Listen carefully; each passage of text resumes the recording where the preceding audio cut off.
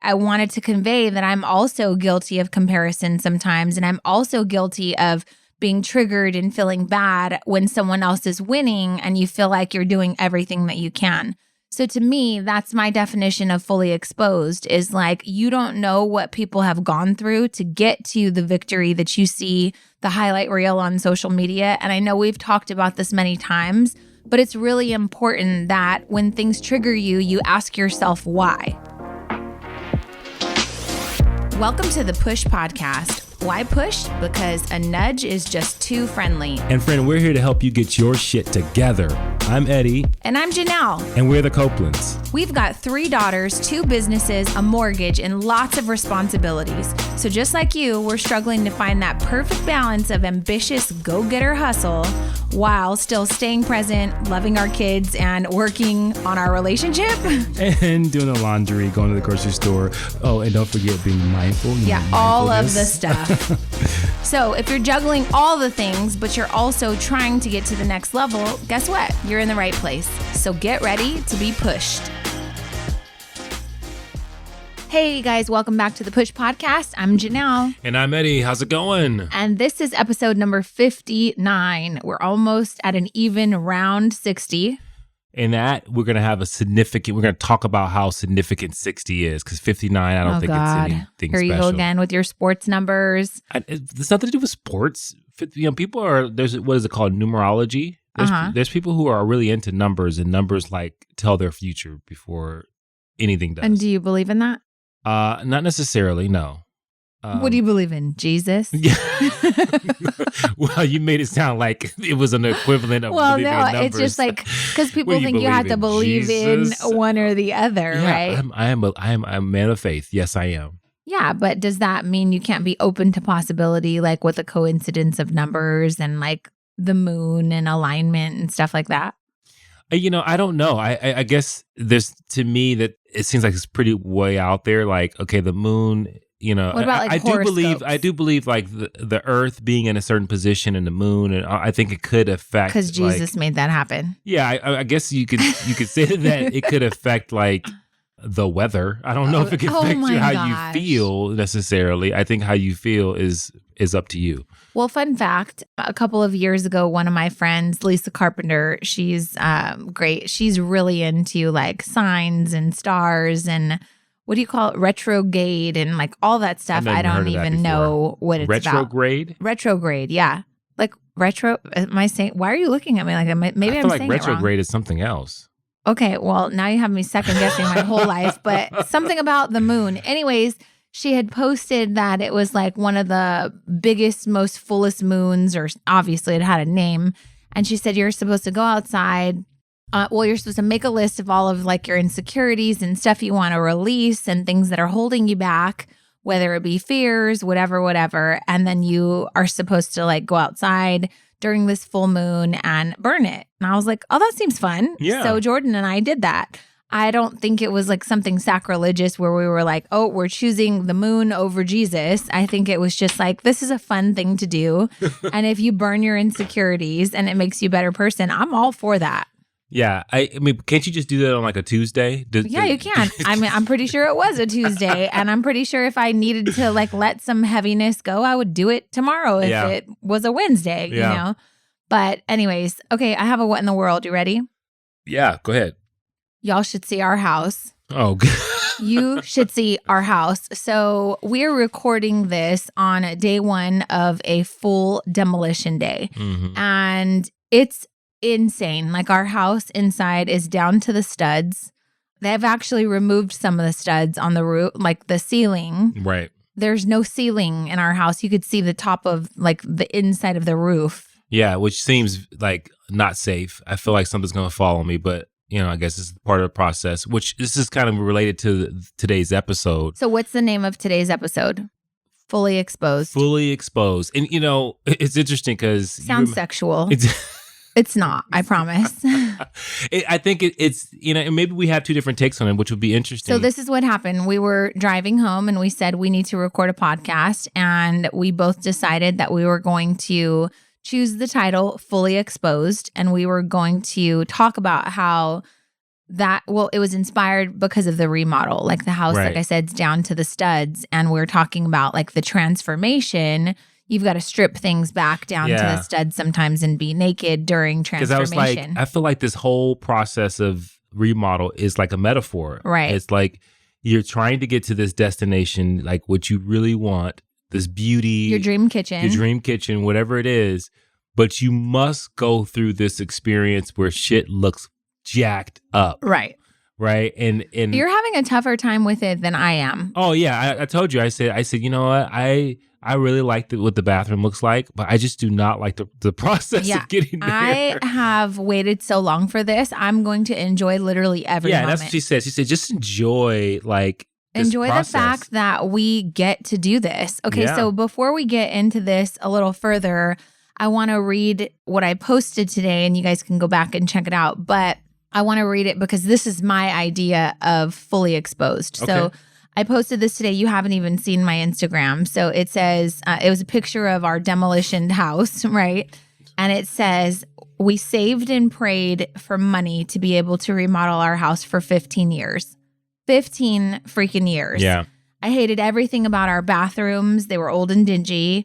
I hated our kitchen. They literally had, I'm ad-libbing a little, but our kitchen tile is like those individual tiles from the 70s. And there are literal recipes on the tiles in our kitchen, which you guys. Have come in handy for Thanksgiving. They have never come in handy. They're like 3-ingredient recipes. I hated the big-ass stage of a fireplace that was in our living room that took up 16 feet of our floor, which was just massive. That was bright-ass red when we first moved in. And we painted it brown.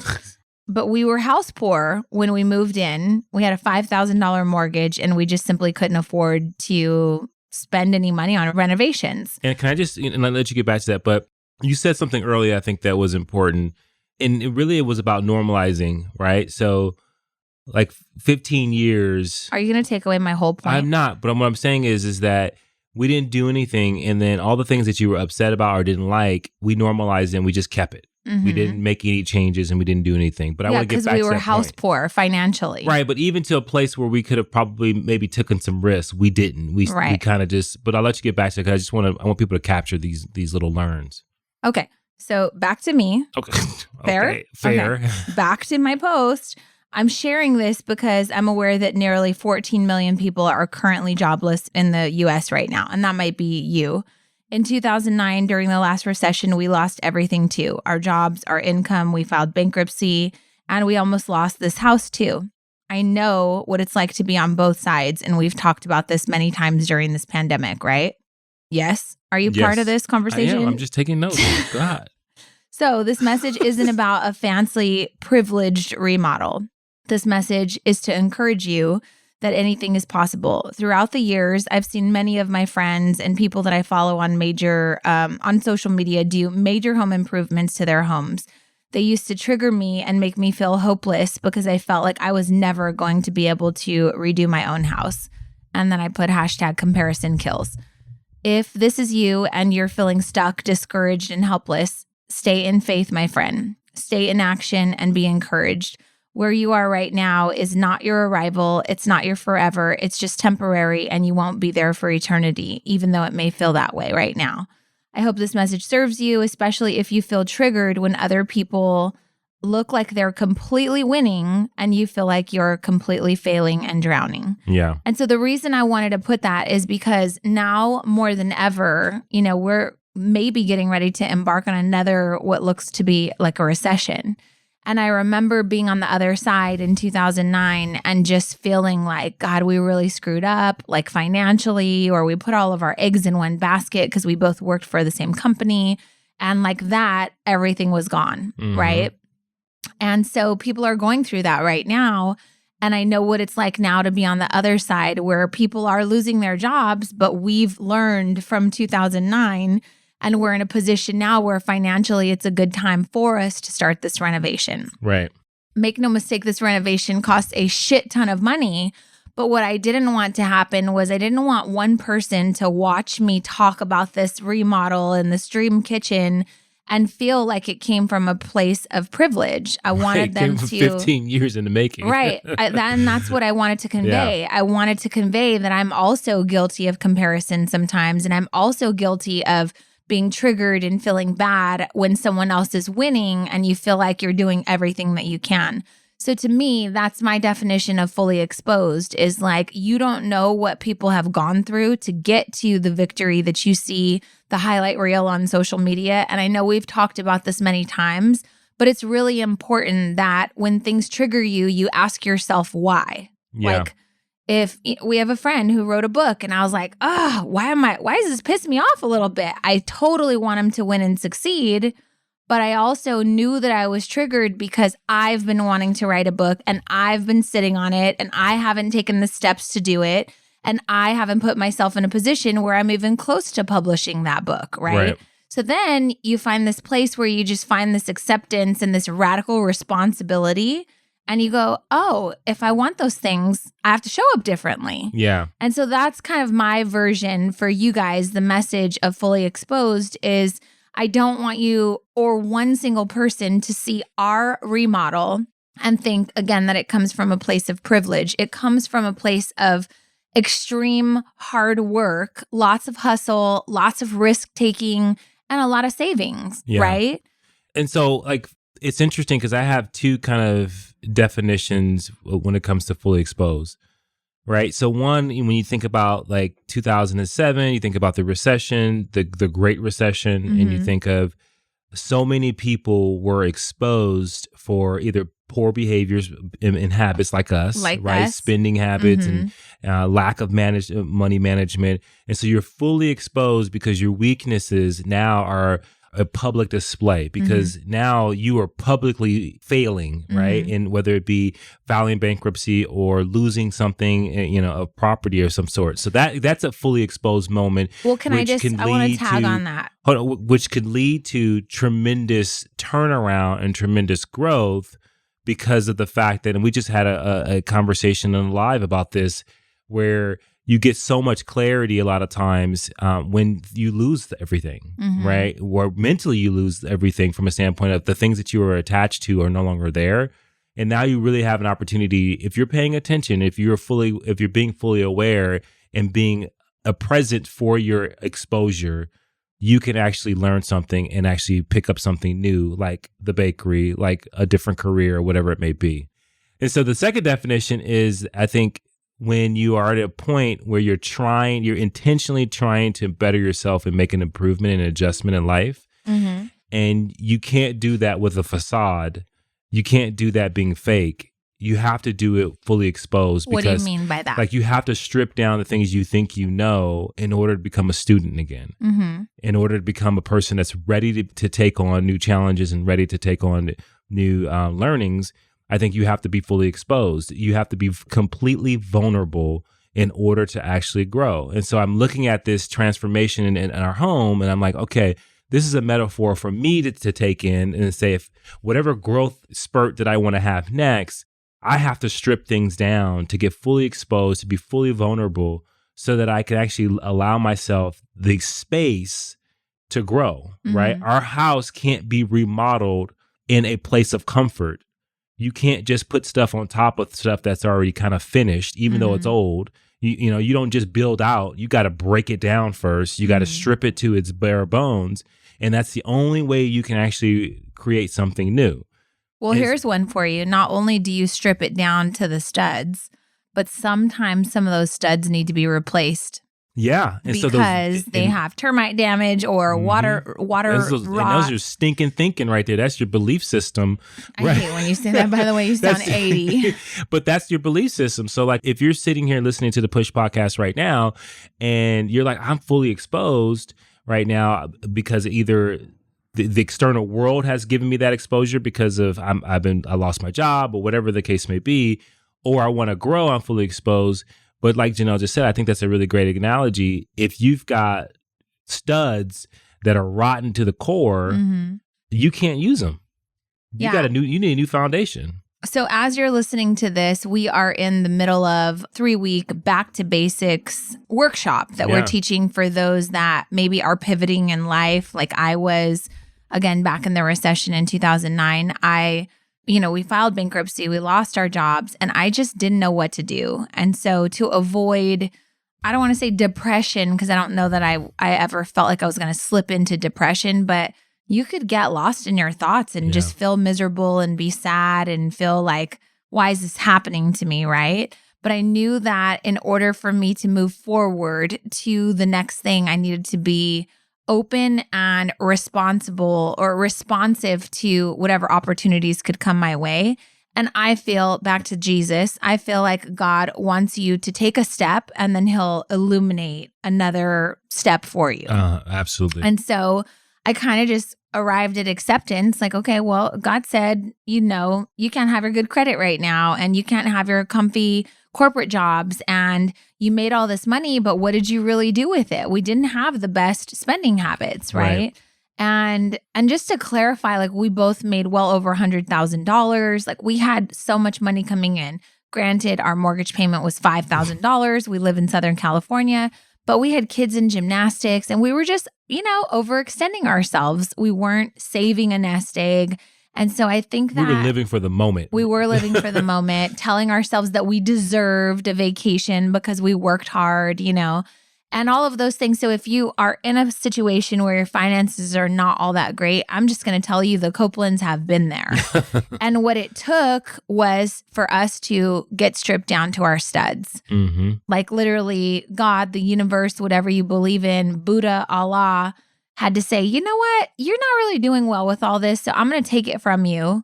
And I'm just going to humble you a little bit. And hopefully you learn your lesson, you pivot, and you start to rebuild from a place of good structure, good foundation. Yeah. Right? And we can't discount the fact that it is completely scary to be fully exposed. Right. And what I mean by that is, like, back to the analogy of the house. As I walk through the house, I'm looking up. Because I'm like, is something going to drop down on my head? Gosh. It's like, guys, when I say we don't have a ceiling in our hallway, there's no ceiling because my lovely wife wanted to raise the roof, literally. Right. Mm-hmm. And so good analogy for life also. And so now we're thinking, oh my God, is there going to be little critters trying to get in our house because everything's fully exposed? Like, you just hit me though. That was a good analogy. Like, we're trying to break the ceiling of generational financial ruins.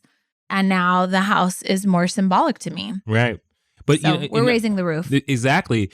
And then here's the thing. You can't raise the roof without breaking the roof first, right? And so I think I just want to, it's like, for me, I've been like sitting back and I just been kind of quietly looking, wow, yeah, this is the process. Yeah. And I was joking and like, but at the same no, you don't time. really want it. Yeah. No, at the same time, I'm like, I was analyzing myself and saying, I really don't like this ugly part. When you're trying to grow your hair out, that ugly stage, right? This like is a the mullet?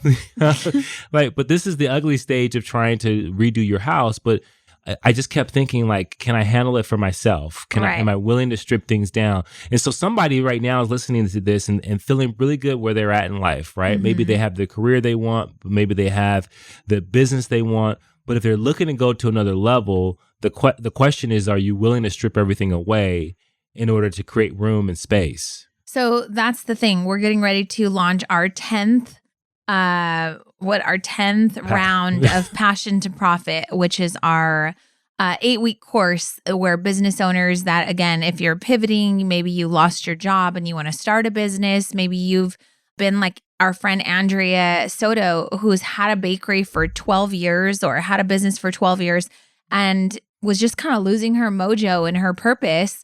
Passion to Profit enrollment's going to open in a couple of days. And this is a perfect opportunity for you to strip down to the studs. Yeah. And actually the very first session that we do, which is going to take place early November, that's the whole entire message that we're coaching all of our new students on is you have to be vulnerable. Like, you can't embark on a new journey, especially something like coaching where you say you want to get better, but you're a know-it-all, or, oh, that just doesn't apply to me. Oh, I've heard that. Oh, this and that. Oh, they don't understand my financial situation. So how could I ever save for my dream business? Right. How could I afford something like this? Well, the thing is you have to be willing to put yourself in an uncomfortable situation and say, am I exactly where I want to be right now? And if the answer is no, then you have to let someone guide you to strip down, get uncomfortable, and really start to look at your structure.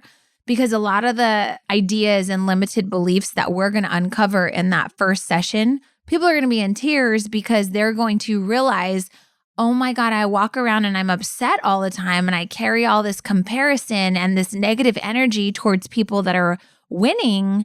And it's just because I don't feel fulfilled in my life, right? Yeah. But nobody wants to talk about not being fulfilled. Everybody wants to live this Instagram life and pretend like, you know, they've got a filter on 24/7 and that their life is perfect.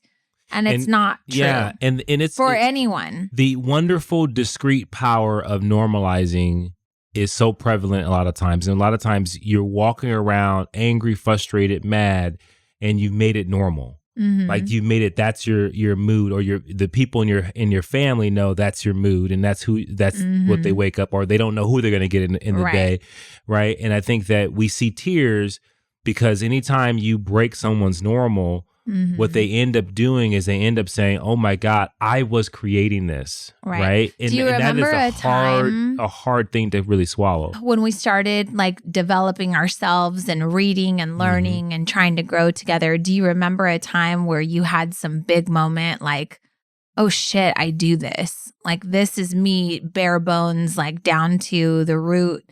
And this is something I learned about myself and it doesn't feel good. Do you remember what that was? I want to say it was probably listening to some like Les Brown or something. I'm trying to remember the exact moment. You know what it was?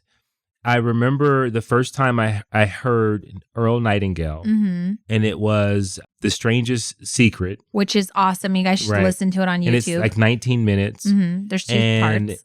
And when he said, men don't think. And then everything meaning else. Men and women. Men and women, yeah. And everything else he said kind of put it all together. And how he was equating it to your income.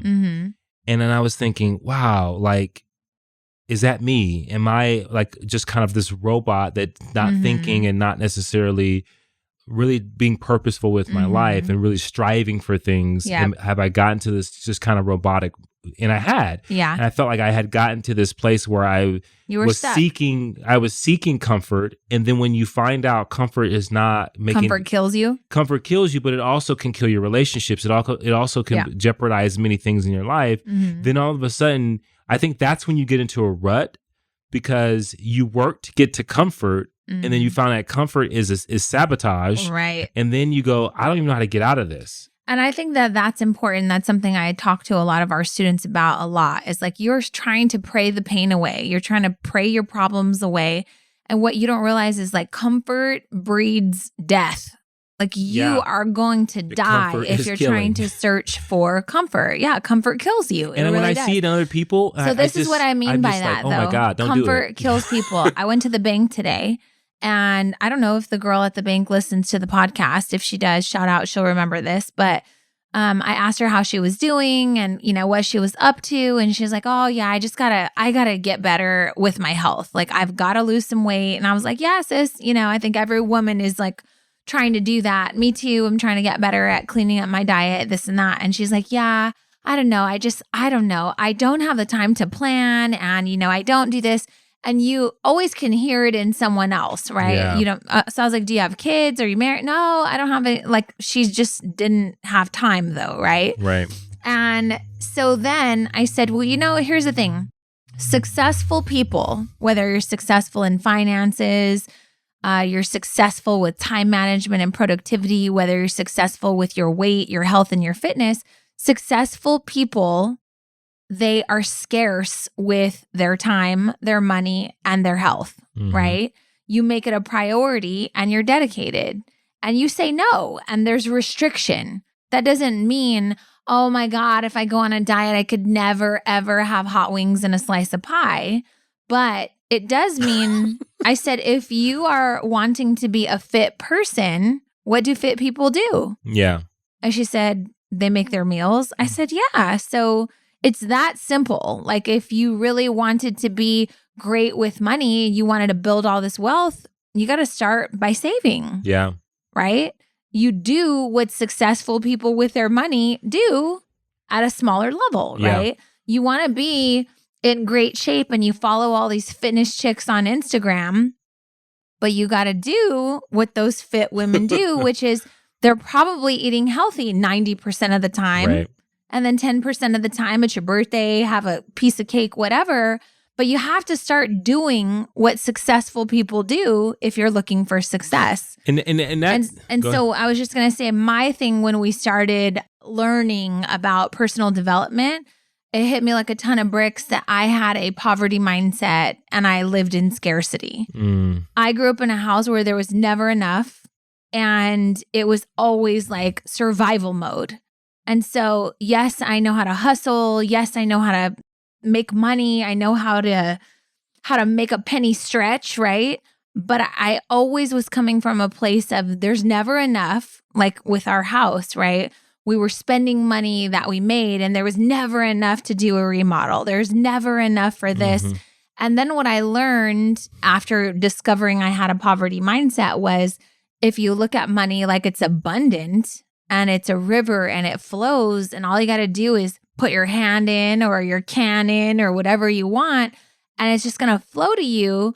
It feels more attractive. It feels better, but you still have to put your hand in, right? You still have to have a cup. You still have to have a means for collecting the water. And so to me, the means for collecting the water was what skills do I need to develop? Right. What habits do I need to recreate so that way I can store the water or the money, right? And I think that the reach is the vulnerable part, right? You may put your hand in that pond or in the flowing river of money and pull it back and nothing is there, right? But because you don't know how often you have to do that. You don't know how to catch it. You don't know how to catch it. Right. Maybe you don't have the skills. Maybe you think that you got to throw, like I guess that it's the old Buddhist thought or what are you analogy saying? Where they say to grab the water. And the only way you can actually put water in your hand is if you keep your hand open, right? Instead of like punching the water and trying to grab it. But I really wanted to touch on something because when we're talking about being fully exposed, we in the fitness industry, like I remember very vividly when people would come in, and I know what people who are going to get results. I know people who are not. Right. People who are hiding, like this young lady who you were talking to at the bank was fully exposing herself that she needed to lose weight. She had to accept the fact that I'm not where I want to be. I used to hear people, and I would say, "Hey, so what's Our counselors, or I would talk to them and say, "Hey, what's going on? What brings you in? Why do you want to get a workout?" Counselors, what are you talking about? Are you talking about customers? I'm talking about selling fitness. Oh, okay. Yeah. Sorry. People don't know what you're talking about. Okay. So when you worked in fitness, people would come into the gym. And when they would come into the gym, you would talk to them. Yes. Okay. Try to sell them personal training. Not so much, whatever, selling them anything, just a membership. Personal training. And so often you would see people that were visibly, you knew that they were out of shape, they were not healthy, tell you, "Oh, I just want to start exercising more." And so there's this shame wall that's up. Yep. Shout out to Brene Brown for saving my life. How did Brene Brown save your life? Well, I think reading Brene Brown's book. Eddie is so attracted to Brene Brown. Okay. But she talks about vulnerability. Like she made it vulnerability a study, shame a study. And I didn't realize how powerful shame was. Like people hiding behind the fact that they know that they're out of shape. They know that they're overweight, yet they will never tell someone to their face that, "Hey, yeah, I'm out of shape and I'm overweight and I need help." Right. Like that ability to kind of like be vulnerable is the only time you're going to see progress in weight loss journey. Right. Right. It's just like anything else. Like with me, with money, I remember we were at some conference and I turned to you and I said, "I'm not good with money. I have a tough time talking about money because I'm not good at it. And I want to be good at it for you. And when we talk about it, shame wraps me up in a blanket." Right. And until I could be vulnerable, it was hard to take action for whatever reason, right? And that reason is because of the fact that you haven't faced the very thing that you struggle with. Right. So you got vulnerable down to the studs. Got to get down to the studs. And we replaced some of the studs. Yeah, absolutely. And the same thing, the belief system around money, those studs needed to be replaced. Right. And so I think I just wanted to point that out because I think there's so many people who are listening that may be struggling with their weight. The reality is, are you hiding in shame of your weight? Are you hiding in shame for your finances? Are you hiding behind shame when it comes to the very important things in your life? Or are you being fully exposed? So I think that's what I was going to say earlier on in the conversation when I lost my thought. But you were talking about, we started talking about taking responsibility for the things in your life that you feel are not favorable or not the way that you want them to be. And I think you would agree, I'm like really big on not making things my fault, but they're my responsibility. Like, what role did we play in this? I say that a lot, right? And I think there's a fine line for people that are starting this journey of personal development where when we tell you to ask questions of yourself, like, why am I in a financial situation? Why am I struggling and I'm 40 pounds overweight and can't stay committed to a diet? Why do I say I want to start a business, but I'm stuck and hiding behind things?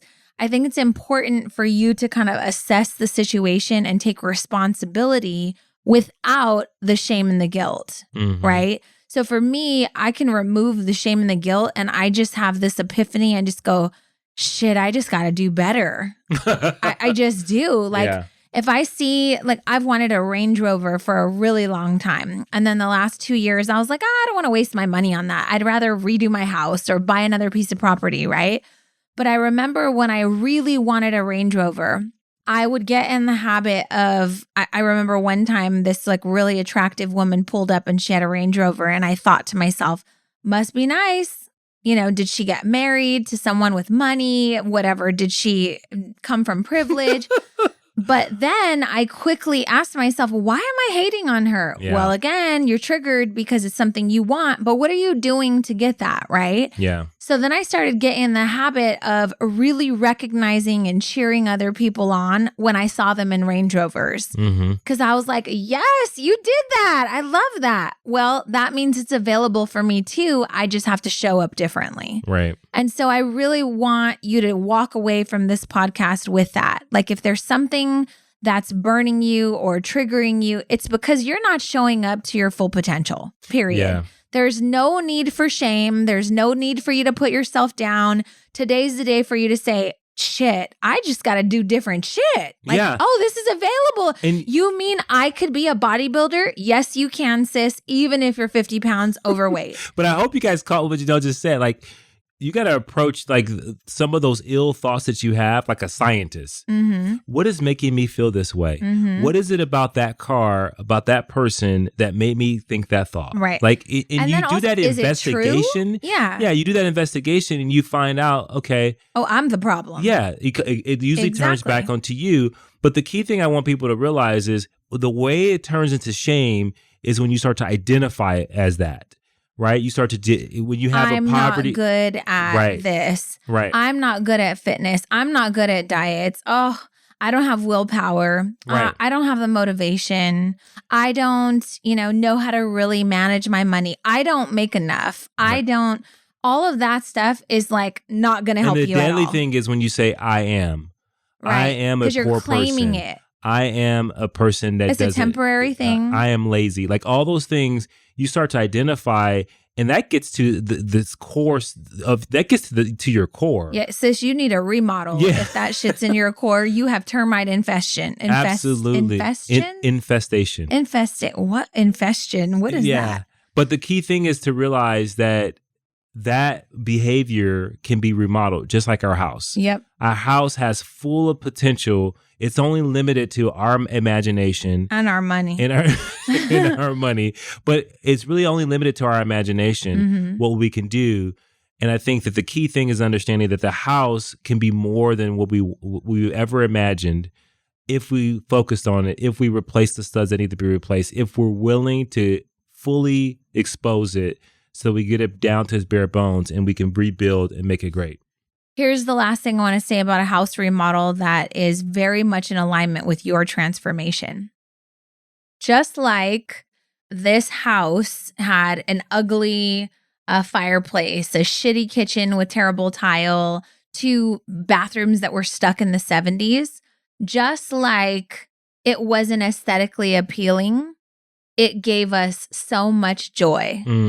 We have had so many family gatherings. We've watched our kids grow up here. So you can't really completely tear down the structure without realizing what it gave you. Yeah. That has something to do with your body, right? Mhm. Just like, yes, you need to lose 40 pounds. Look at all of the wonderful days that body has helped you enjoy life. Yeah. Just like you suck at your finances, we sucked at our finances in 2009. Look at all of the money that God blessed us with. Look at all of the opportunity for the jobs that we had. Even if we lost them, it didn't matter because we were blessed in that moment with something that we could have never had, right? Yeah. So I want to leave you on that note. Remember, this isn't about shame. This isn't about Guilt. anything other than vulnerability and potential. Yeah. Look at your studs, figure out what studs need to be replaced, get fully exposed and vulnerable, and just ask yourself how you can slowly start to rebuild while being extremely thankful for what the fuck you have right now. Right. I cannot say that enough, right? Yeah. And lastly, almost everyone that's messaging me back, calling or following my stories, watching the house, they're like, oh my God, that's stressful. I'm like, sis, no, it's not. You know how long I prayed for this? People are like, oh, that's going to take way longer than, they said. Well, it might, but I'm going to force myself to enjoy every moment of it, right? Yeah. It's going to be so dusty. You know what it is? And I'm going to remember this dust because I prayed for this. Yeah. And it was the last thing I'll say is so interesting because I hope people catch this. Like, this is a really long metaphor, but I think it works. When we want to do something, Gil is our contractor. I was going to say who it was. Jesus. Well, you always start stories, honey, and I never know what the hell you're talking about. Just follow along with me. Okay, Yeah. be on my wavelength. Go I was ahead. to say Gil, our contractor. Okay. Will say, hey, we want to do this. And he'll say, okay, well, we got to see what it looks like. Like, we need to see what's underneath it, right? So you got this old stuff. You're sitting right now, you're listening to the push podcast. You got these old thoughts, you got these old behaviors, you got all these things that you've done in the past that you give more reverence than you do the potential future you have, right? And then all of a sudden you want to make a change. Like Let's you say, take it apart and sis, see. you can't make a change until you see what's under, because you might got water damage, right? You may have some. Can I just tell you, both of the bathrooms we remodeled, as soon as they gutted them, they were like, oh yeah, this floor has major water damage. You got to gut it down. Yep. We needed a new floor, new foundation. Literally in the last bathroom, you guys, we looked at it and Eddie goes, son of a bitch, we would have been like in the shower next Thursday and that shit would have just fallen straight through. We would have fell down to the foundation of the house if we wouldn't have done this right now. Oh my God. But you know what? And this will be another episode.